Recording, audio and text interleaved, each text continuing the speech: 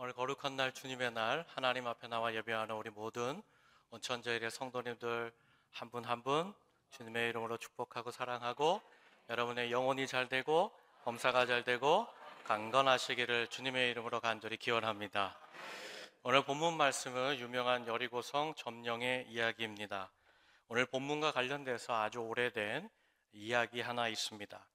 어느 한교회 목사님이 주일학교를 살펴보시다가 그나마 안면이 있는 영철이라는 친구에게 이렇게 물으셨습니다. 영철아, 영철아, 여리고성은 누가 무너뜨렸지?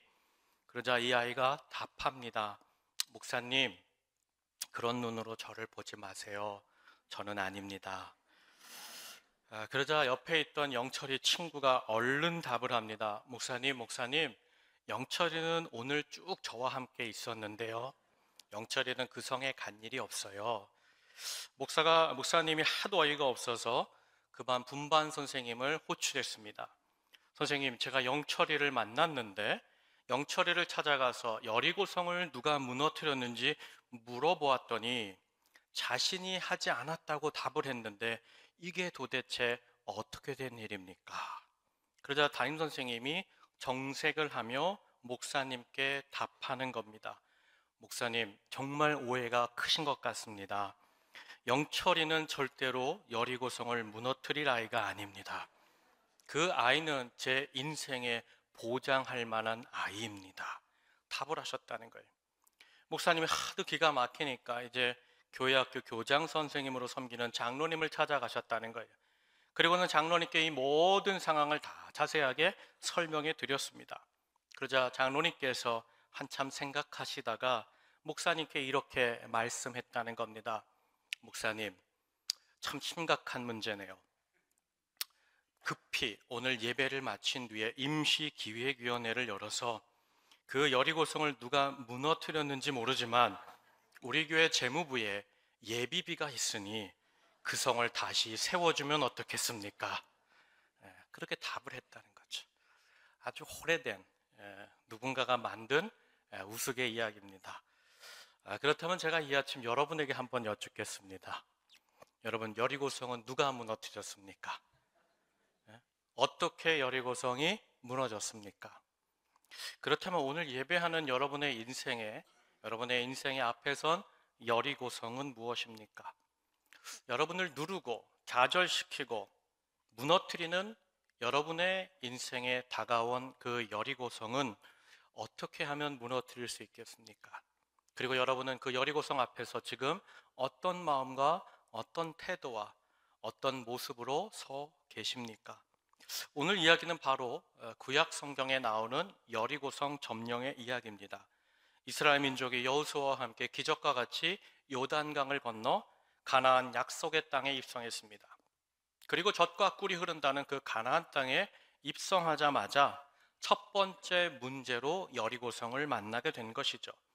가나안 정복에 있어서, 가나안 약속에 있어서 반드시 통과해야 되는 길목에 있었던 첫 번째 여리고성입니다.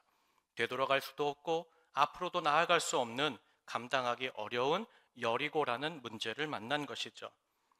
근대에 여리고성에 대한 많은 고고학적인 발굴들이 있었습니다. 수많은 고고학자들의 여러 의견이 있는데 그들이 가진 공통된 의견은 지금으로부터 약 3,500년 전 여리고성은 결코 허술한 성이 아니었다는 것입니다. 먼저는 바닥에 진흙으로 성의 기초를 잘 다져 놓습니다. 단단하게 말립니다. 그리고 그 위에 벽돌을 쌓고 다시 진흙을 붓고 그리고는 그 위에다가 석고를 깔면서 기초를 만듭니다.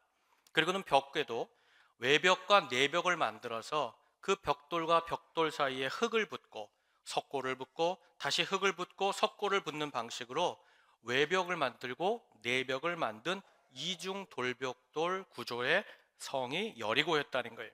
당시 여리고의 벽 높이가 10m, 그리고 내벽의 성벽의 넓이가 1.8m, 그리고 바깥쪽에 외벽의 성 두께가 5m에 달하는 그야말로 그 당시 수준에서는 최고의 기술과 최고의 노력의 집약체, 감히 어떤 사람도 함부로 무너뜨릴 수 없는 성이 여리고였다는 거예요.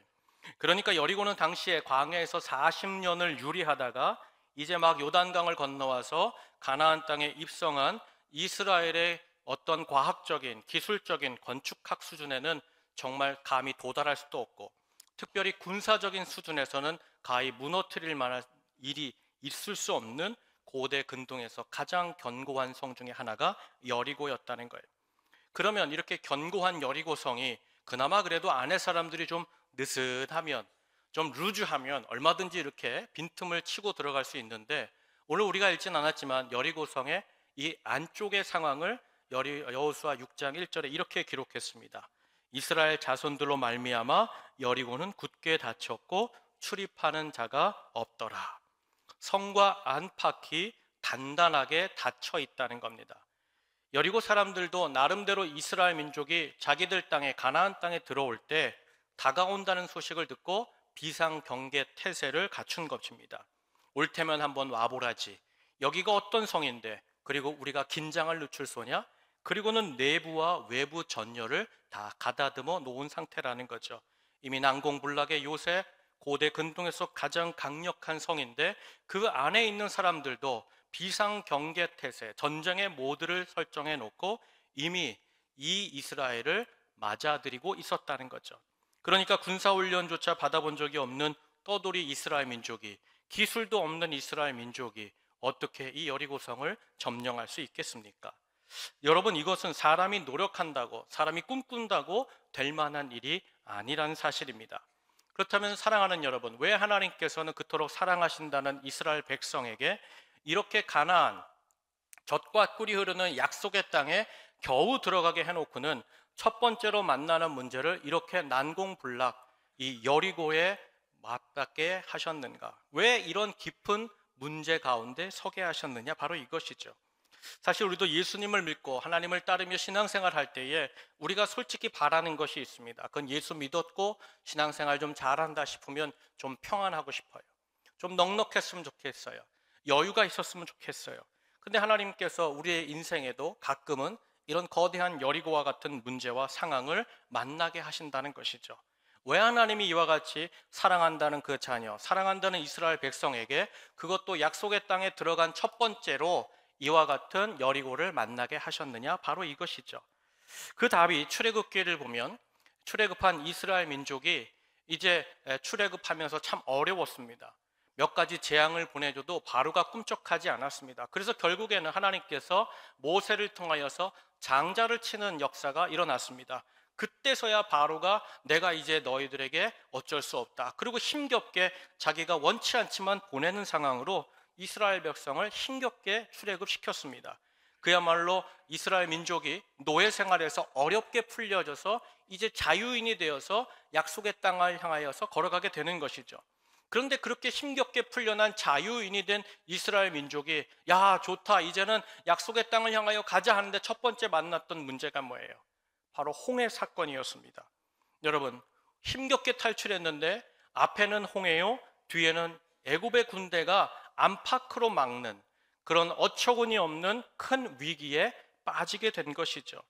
그럼 왜 하나님께서 그 사랑한다는 민족을 그렇게 어렵게 출애굽시켜 놓고는 그 가는 길목에서 첫 번째로 홍해라는 사건을 만나게 하셨을까? 왜 그와 같이 인도하시느냐? 바로 이거예요.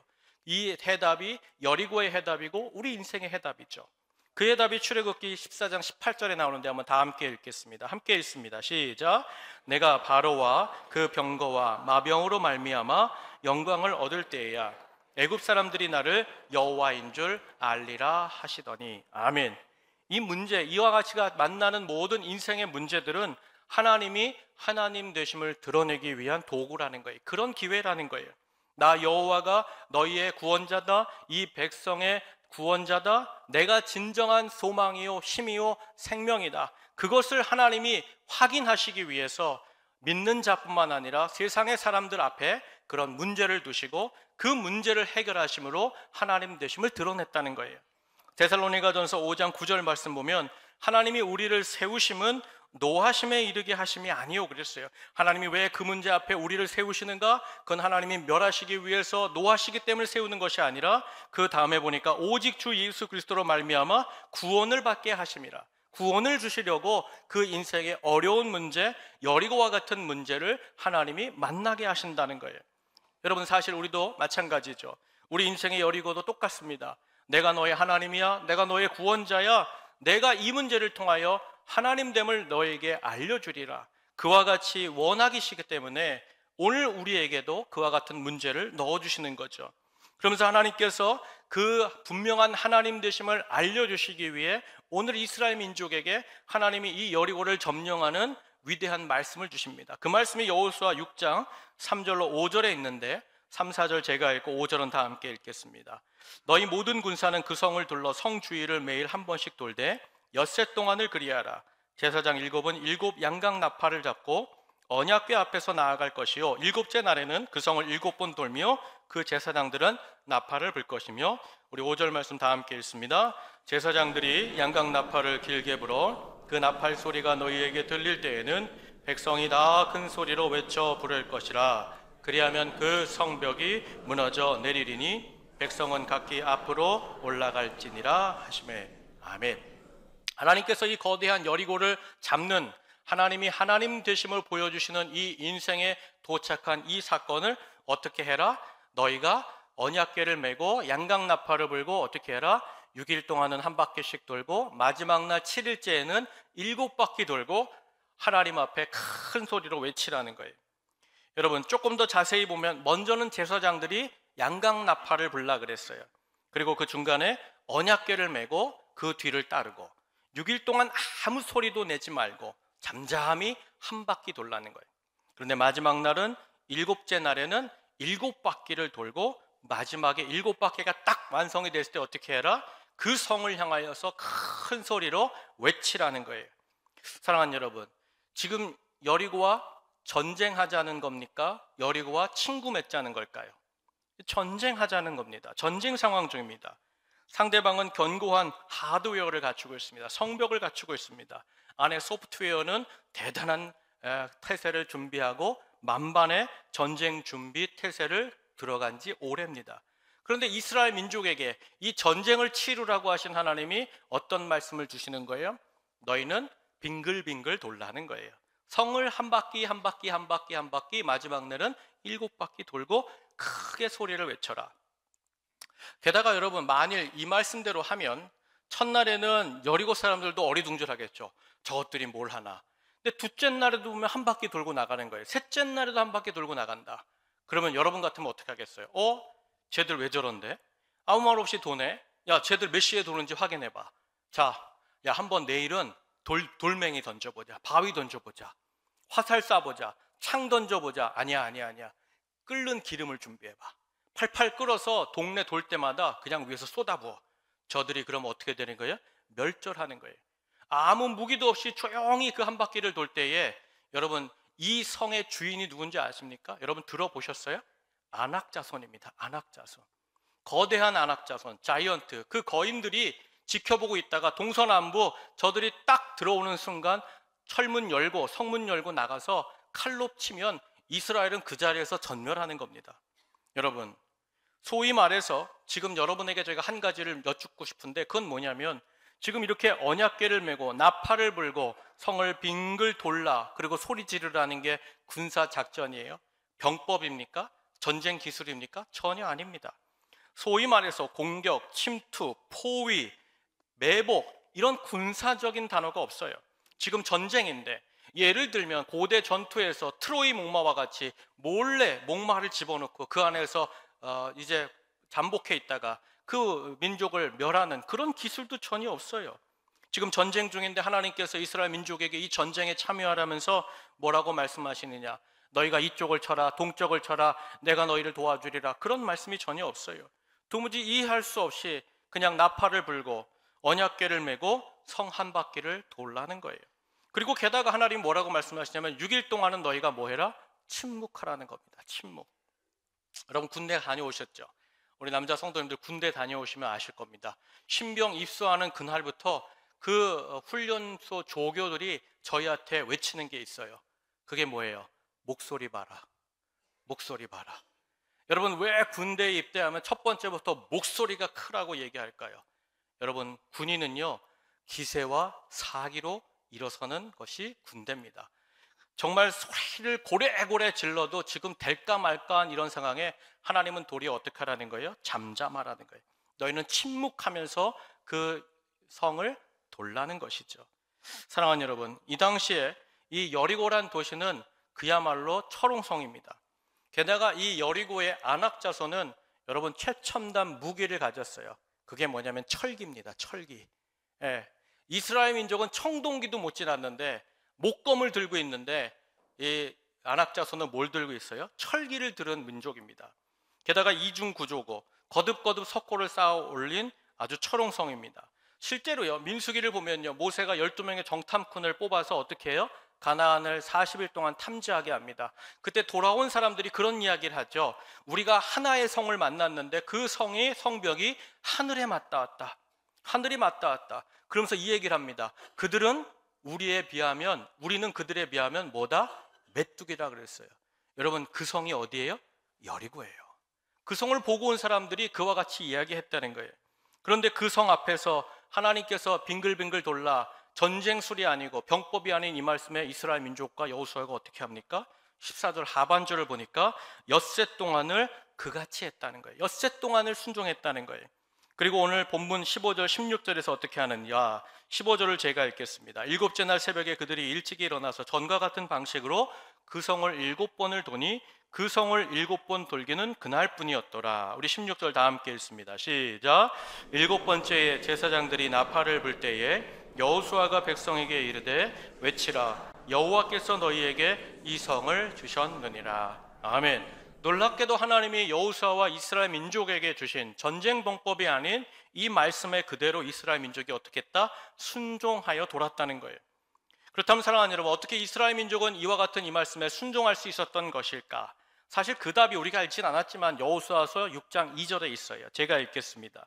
여호와께서 여호수아에게 이르되 보라, 내가 여리고와 그 왕과 용사들을 내 손에 넘겨주었다. 넘겨주었다. 여러분, 여기 넘겨주었다는 이 동사 형태가 과거 완료입니다.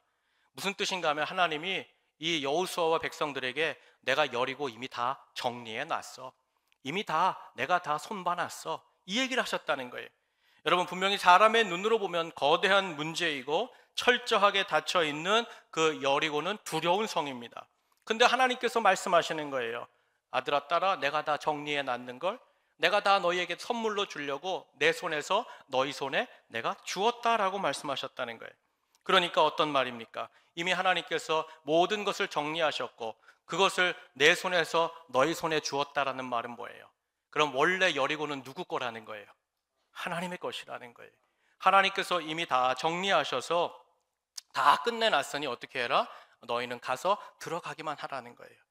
실제로요, 하나님이 예수님께서 요한복음 16장에서 제자들에게 이런 말씀을 하신 적이 있어요. 요한복음 16장 33절인데 우리 한번 다 함께 읽겠습니다. 시작. 세상에서는 너희가 환난을 당하나 담대하라, 내가 세상을 이기었노라. 아멘. 여러분, 요한복음 16장에 예수님이 제자들에게 이 말씀을 하셨는데 여러분, 이때 예수님은 환난 당하지 않으셨어요.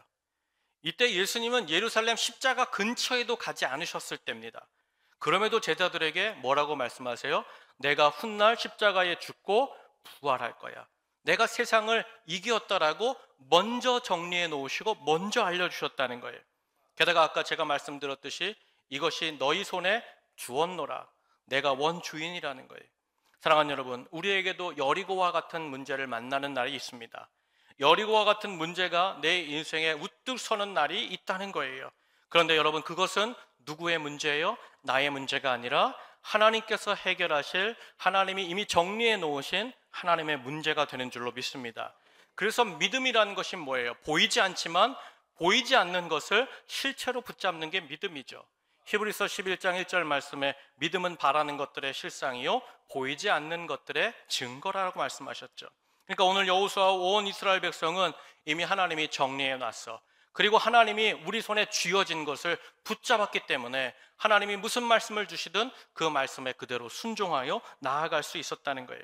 그렇게 주었다는 약속을 붙잡고 붙들고 그 말씀대로 행한 하나님께서 여호수아에게 어떤 놀라운 약속을 주셨을까요? 여러분, 그야말로 그 하나님께서 역사적인 승리를 주신 줄로 믿습니다. 6장 20절 말씀 제가 읽겠습니다. 이에 백성이 외치고 제사장들은 나팔을 불매 백성이 나팔 소리를 들을 때 크게 소리질러 외치니 성벽이 무너져 내린지라. 백성이 각기 앞으로 나아가 그 성에 들어가서 그 성을 점령하고, 우리 21절 말씀 다 함께 읽겠습니다. 시작. 그 성 안에 있는 모든 것을 온전히 바치되 남녀노소와 소와 양과 나귀를 칼날로 멸하니라. 아멘. 그야말로 하나님께서 주신 이 말씀에 그대로 온전하게 순종한, 아침에 일찍 일어나서 마지막 날에는 새벽에 일어나서까지 그렇게 열정적으로 순종한 이스라엘 민족에게 하나님께서는 이 거대한 문제였던 여리고성을 무너뜨려 주시고 그 안에 들어가서 여리고를 밟고서는 위대한 승리를 주신 줄로 믿습니다. 그렇다면 사랑하는 여러분, 오늘 하나님께서 이들에게 전투의 방법이나 전술에 대한 말씀이 아닌 너희는 양강나팔을 불어라, 언약궤를 메라, 그리고 마지막에는 큰 소리로 외치라는 이 말씀을 왜 주신 것일까? 여러분, 사실은 전쟁과 관련 있는 말씀이 아니지 않습니까? 사실 이렇게 여리고를 앞에 두고 하나님께서는 수많은 전쟁을 통해서 너희가 왼쪽으로 들어가라, 횃불을 들어라, 많은 말씀을 주셨는데 이 전쟁과는 전혀 관계없는, 그저 너희는 양강나팔을 불어라, 언약궤를 메라, 외치라, 이런 말씀을 주셨다는 거예요. 실질적으로 한밤중에 너희가 급습해라, 제사장들이 그 성문을 두드려라, 그럼 내가 하늘로부터 천군 천사를 보내 그 성을 멸하리라. 얼마든지 하나님은 그와 같이 일하실 수 있고 충분히 그럴 수 있게 하나님은 여리고를 얼마든지 그와 같이 농락하시고 주실 수 있음에도 불구하고 왜 하나님은 너희가 양강나팔 소리를 불고 언약궤를 메고 빙글빙글 돌다가 마지막에 외치라는 이런 이상한 말씀을 주셨느냐? 바로 이것이죠. 여러분, 왜 그런 놀라운 말씀에 순종했을 때 이스라엘 민족이 어떤 희생도 없고 어떤 피 흘림도 없이 그와 같이 위대한 승리를 거머쥐게 하셨는가? 바로 이거예요. 이 말씀을 주신 하나님의 본질이 뭐냐 이거죠. 여러분, 이유가 있어요. 다시 이제 말씀을 들여다보면요, 이스라엘이 여리고성을 돌 때에 생각해보면 하나님이 먼저 양강나팔을 불라고 그러셨어요. 양강나팔. 이스라엘 민족에게는요, 양강나팔이 딱 두 개입니다. 두 개. 어떤 건가 하면 다른 거 없어요. 딱 두 개예요. 성경에서, 구약 성경에서 양강나팔이라는 소리가 나오면 그게 하나 아니면 도 다음 거 두 개밖에 없어요. 첫 번째 양강나팔 소리가 뭔가 하면 이걸 핫초츠라 그럽니다. 핫초츠. 이건 뭐냐면 이제 전쟁하자, 전쟁이 시작된다 할 때 부는 것이 이 양강나팔 핫초츠입니다. 또 하나가 뭔가 하면 또 다른 양강나팔 소리가 있는데 그거는 쉽게 말하면 쇼파르 요벨이라고 하는데 이건 뭐냐면 예배 시작을 알리는 타종과 같은 겁니다. 그러니까 양강나팔이 딱 두 개인데 하나는 전쟁을 시작할 때, 하나는 뭐 할 때? 예배를 시작할 때 불나는 거예요. 그럼 여러분, 오늘 본문 말씀은 전쟁 중이죠. 그러면 어떤 양강나팔 소리가 울려야 돼요? 핫초츠. 이제 전쟁이다, 이제 시작이다, 그 양강나팔 소리가 울리는 것이 당연합니다. 그런데 오늘 본문 말씀은 핫초츠가 아닙니다. 바로 예배의 시작을 알리는 쇼파르 요벨이라는 양각 소리가 들린다는 거예요. 양각 소리가 난다는 거죠. 무슨 뜻이냐? 하나님께서는 이 거대한 여리고라는 문제 앞에서 전쟁에 관한 말씀이 아니라 무엇에 관한 말씀을 주시는 거예요? 예배에 관한 말씀을 주셨다는 거죠. 무슨 뜻인가? 여기 나팔 소리로 시작하고 언약궤를 돌고 마지막에 외치라라고 말씀하셨어요. 여기 보면 세 가지가 나옵니다. 양각 나팔 소리, 쇼파르 요헬, 그 다음에 언약궤, 그리고 백성들의 뭐가 있어요? 환호와 외침이 등장하죠. 여러분, 이 세 가지가 뭔지 아세요? 구약 성경에서 이 세 가지가 정확하게 드러나는 장소와 때가 있어요. 그게 언젠가 하면 예배의 전문가였던 다윗이 하나님을 예배할 때예요. 그게 사무엘하 6장 15절에 있는데 한번 다 함께 읽겠습니다. 함께 읽습니다. 시작.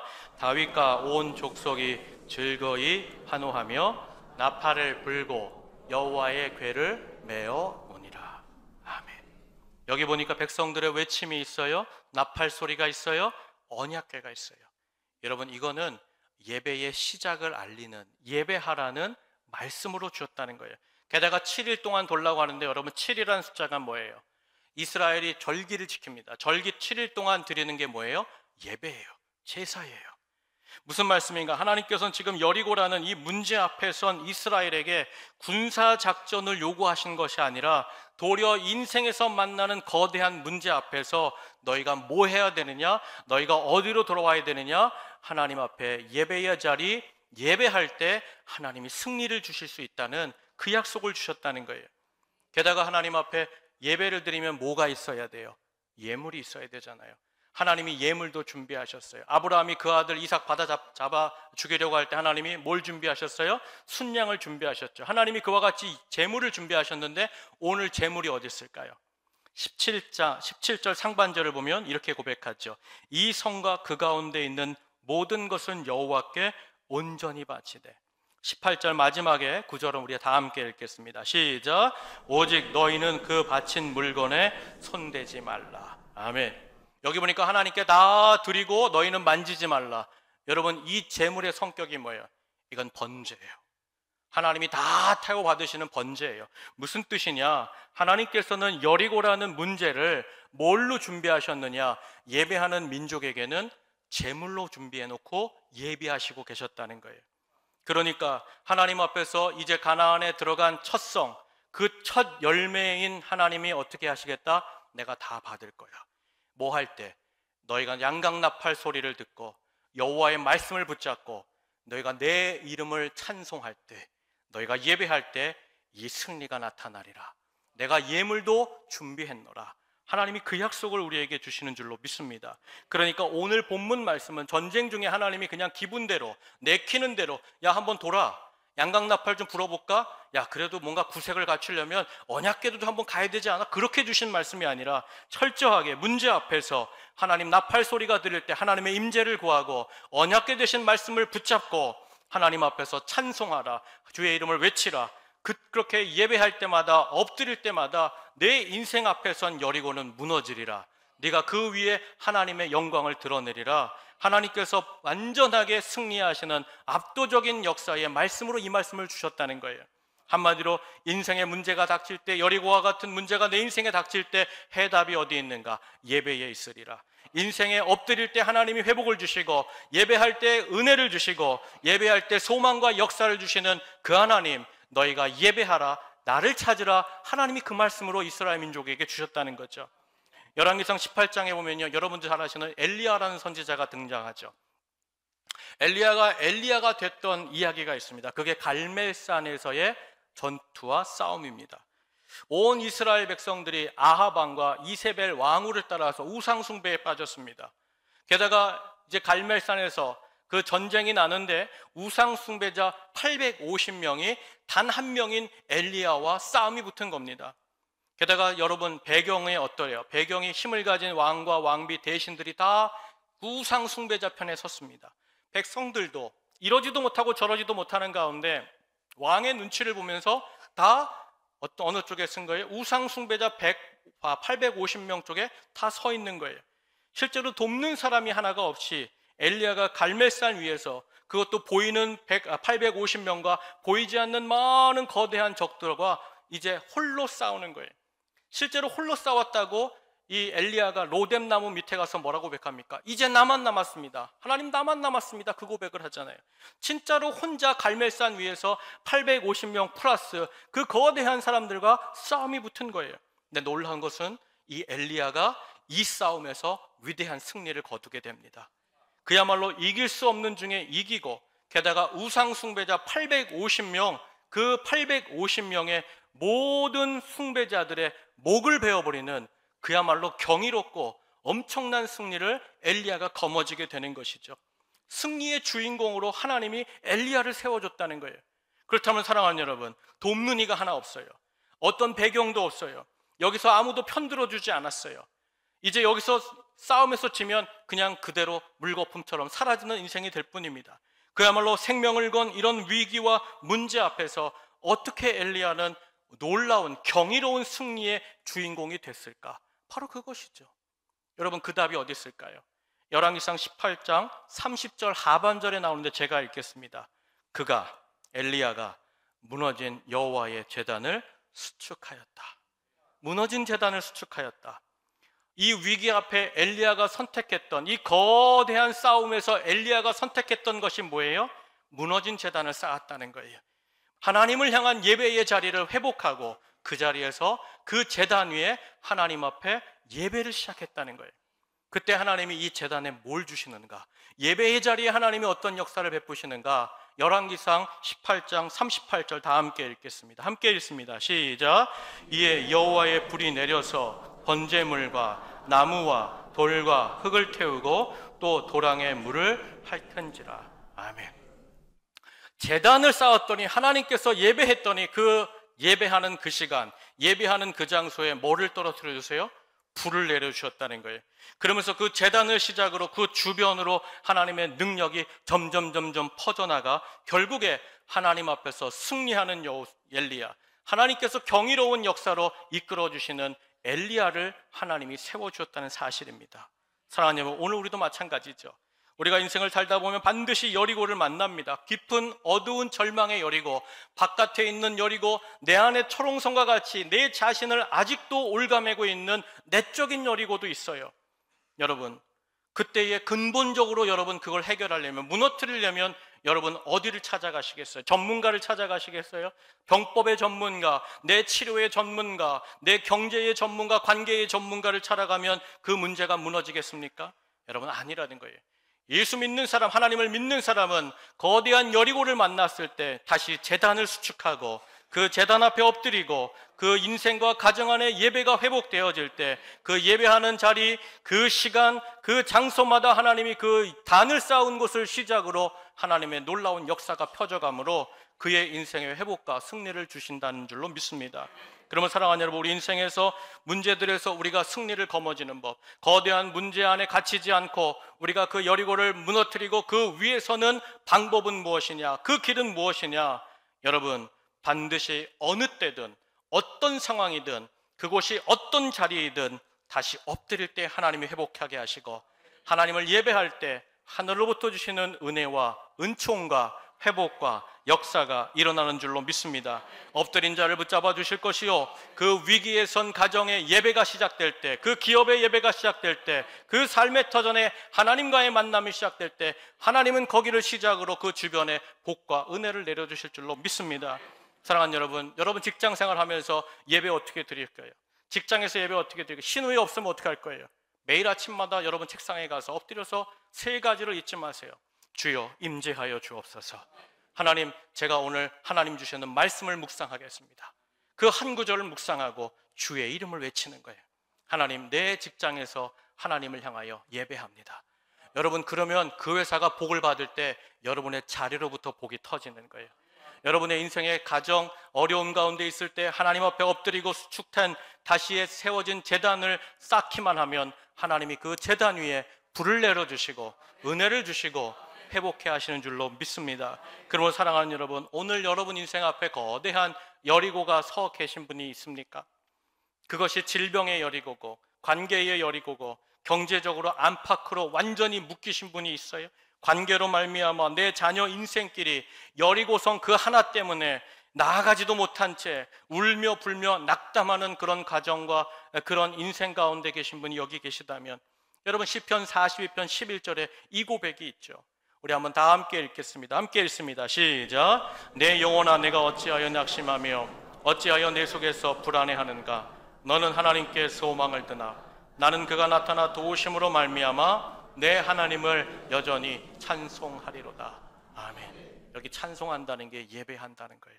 저를 따라하세요. 내 하나님을 여전히 찬송하리로다. 내 하나님을 여전히 예배하리로다. 사랑하는 여러분, 우리 인생 가정의 진정한 경이로운 승리와 회복과 역사는 하나님을 찬송할 때, 내 인생 속에 예배가 회복되고 우리 가정 안에 다시 잃어버렸던 가정 예배가 회복되고 내 기업에서 하나님과 1대1로 드렸던 그 예배가 회복되고 내가 하나님 앞에 놓쳤던 주중 예배, 새벽 예배, 저녁 예배, 모든 주일 예배 그 하나하나가 회복되어질 때 그 예배를 시작으로 하나님께서 우리를 일으켜 주실 것이고 우리 앞에 선 거대한 여리고를 무너뜨리고 그 위에서 하나님의 영광을 노래하게 하실 줄로 믿습니다. 여러분, 우리가 찬양할 때, 우리 가정이 다시 주님을 부를 때, 내 자녀가 하나님 앞에 다시 예배의 자리로 돌아올 때 주님은 우리의 맞닥뜨린 그 여리고를 번제물 삼으실 줄 믿습니다. 가히 없는 것으로 하나님이 다 받아버리실 줄로 믿습니다. 여러분, 바라기는 우리의 예배 자리마다, 예배하는 시간마다 하늘로부터 영광스러운 승리와 환희와 회복과 권세와 위엄과 권능과 힘과 지혜와 치유가 함께할 것을 믿으시길 축복합니다. 바라기는 오늘 예배 잘 오셨어요. 잘 왔죠? 아멘. 오늘 예배가 여러분의 인생의 시작점이 되기를 축복합니다. 이제 우리 앞에 여리고가 선다 할지라도 주여 나는 엎드려 예배합니다. 주여 나는 주의 이름을 부릅니다. 하나님 앞에 예배를 회복하고 무너진 단을 수축했으니 이제 하나님의 문제입니다. 하나님께서 내 앞에 선 이 여리고 반드시 하나님의 재물 삼으십시오. 하나님이 다 받아버리십시오. 저는 하나님 그 위에서 주를 노래하겠습니다. 그 영광의 찬송을 부르겠습니다. 오늘 바라기는 우리 성도들이 예배에 승리하기를 주의 이름으로 축복합니다. 어려운 날, 눈물 나는 날 와요. 정말 예상하지도 못한 경고장을 받을 날이, 그런 날이 온다니까요. 예상하지 못한 충격적인 사고들이 우리 인생에 찾아옵니다. 그때 여러분 흔들리지 마세요. 그 자리에서 하나님의 임재를 구하세요. 그것이 병원이든, 그것이 버스 안이든, 그것이 도서관이든, 그것이 정말 이제 레이아웃, 내가 이제 떠날 수밖에 없는 이 마지막 직장의 마지막 순간이라 할지라도 주여 나와 함께 하옵소서. 그리고 받은 바, 묵상한 바, 내가 암송하는 말씀을 하나님 앞에 드리세요. 그리고 주의 이름을 외치세요. 주 예수 그리스도의 이름으로 기도합니다. 하나님, 그때 하나님이 여러분의 그 자리에서 복을 내려주시고 그 가정에 회복을 주시고 여러분의 직장과 기업을 다시 일으켜 주실 줄로 믿습니다. 바라기는 오늘 이 아침 다시 예배의 자리를 사모하고 하나님 앞에 여러분의 가정에 돌아가서 소파에서 아무도 도와주는 이 없다면 홀로 예배를 시작하십시오. 그러면 그곳에 하나님이 불을 내려주시고 그 자식들과 배우자와 친족과 기업 가운데 하나님의 불이 임하시는 역사적인 일이 일어날 줄로 믿습니다. 이 믿음 가지고 여러분 다시 예배에 승리하는 우리 귀한 모든 성도님들 되시길 주의 이름으로 축복합니다. 우리 시간 말씀 붙잡고 기도하면 좋겠습니다. 사랑하는 우리 가족 여러분, 여러분 인생 앞에 있는 지금 여리고는 무엇입니까?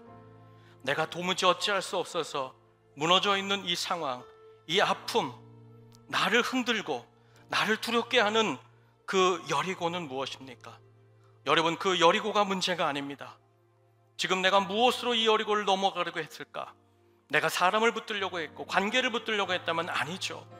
여러분, 믿는 자는 반드시 하나님을 신뢰함으로 하나님의 임재를 구하고 그 말씀을 붙잡고 주의 이름을 노래하는 찬양으로 나아가는 예배를 회복할 때 하나님이 그 예배 위에 능력을 베푸시고 나는 어떤 상황에도 여전히 예배하리라, 나는 내 하나님을 여전히 찬송하리라. 여러분, 하나님을 구할 때 하나님은 그 예배를 기점으로 우리 인생과 가정과 사업과 미래의 새 역사와 그 복과 하나님의 소망을 열어주실 줄로 믿습니다. 오늘 낙심한 자, 그 여리고 앞에 두려워하며 떨었던 것, 하나님 아버지, 오늘 내가 하나님 앞에 예배로 태워드리는 번제물이 되게 하여 주시옵소서. 하나님 예배합니다. 찬양합니다. 주님만 영광이 되어 주시옵소서. 하나님 아버지, 내 가정에 다시 예배의 역사가 있게 하여 주시고 제가 돌아가서 무너진 단을 수축할 테니 하나님 내 가정에 복을 주시옵소서. 내 가정에 내 자녀들에게 복을 주시옵소서. 내 직장과 기업의 나를 통하여 하나님 예배하는 나를 통하여 은혜를 주시옵소서. 우리 다 함께 말씀 붙잡고 기도하겠습니다. 하나님 감사합니다.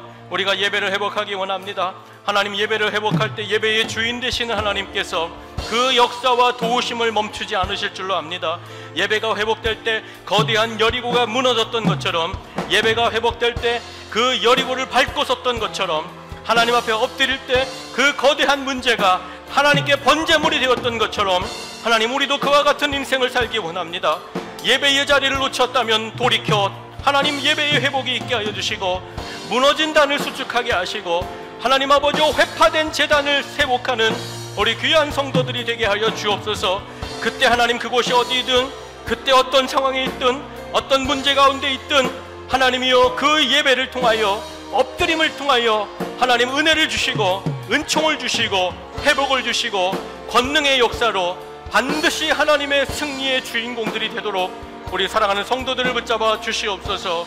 하나님 은혜를 베풀어 주시옵소서. 역사하여 주시옵소서. 주님 감사합니다.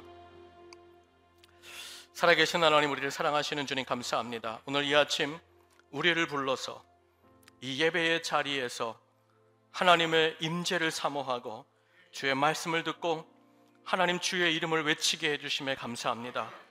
오늘 이 3부 예배가 하나님 내 가정에 복을 주시는 예배가 된 줄 믿습니다.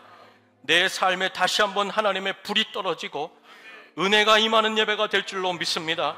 나를 묶었던 답답한 여리고가 무너지게 하여 주시고 나를 낙심케 했던 그 여리고 앞에 이제 두려워 떠는 것이 아니라 하나님께 예배함으로 하나님 내 앞에 섰던 그 여리고는 하나님의 제물로 흔적 없이 사라지게 하여 주시옵소서. 그리하여 절망과 슬픔과 고난의 여리고를 끝내주시고 하나님 그 위에 밟고 서서 오직 전능하신 하나님, 우리의 복이 되시는 하나님, 우리 인생과 가정과 우리 교회에 은혜의 역사를 허락하여 주시옵소서. 우리 주님 예수님의 귀하신 이름으로 감사하며 기도하옵나이다. 아멘. 우리 다 함께 자리에서 일어나셔서 우리 예배합니다 찬송하고 축도함으로 예배를 마치겠습니다.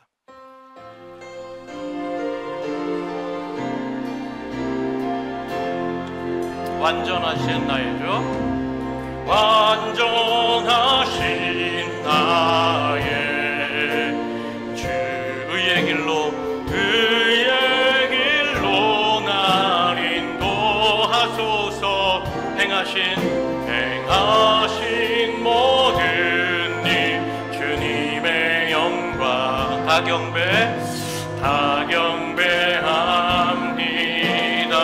완전하신 나의 주, 완전하신 나의 주, 의의 길로 날 인도하소서. 주님 행하신 모든 일 주님의 영광 다 경배합니다. 다 경배합니다. 예배합니다.